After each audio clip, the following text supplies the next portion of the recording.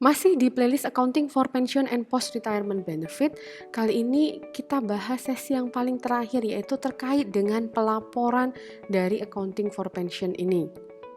Apa saja yang perlu dilaporkan di laporan keuangan? Tentu saja yang pertama adalah pension expense.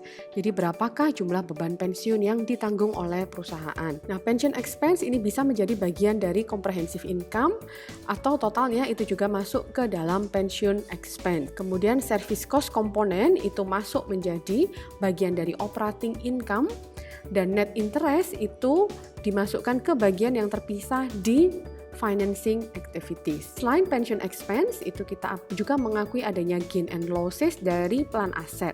Gain dan loss atas aset dan liability, terutama yang terkait dengan defined benefit plan, itu diakui di comprehensive income, tidak masuk ke dalam income statement. Terkait dengan net funded status of pension plan, perusahaan itu harus mengakui di statement of financial position, di neracanya, apabila ada overfunded pension asset ataukah ada underfunded, adanya pension liability dari defined benefit pension plan-nya. Selain itu, perlakuan untuk pension asset dan pension liability juga perlu dimasukkan.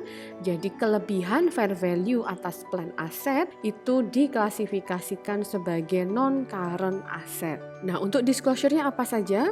Pengungkapan yang perlu dilakukan oleh perusahaan terkait dengan pensiun itu adalah karakteristik dari defined benefit plan dan juga resiko yang terkait. Perusahaan juga perlu mengidentifikasi dan menjelaskan jumlah yang ada di laporan keuangannya yang berasal dari defined benefit plans.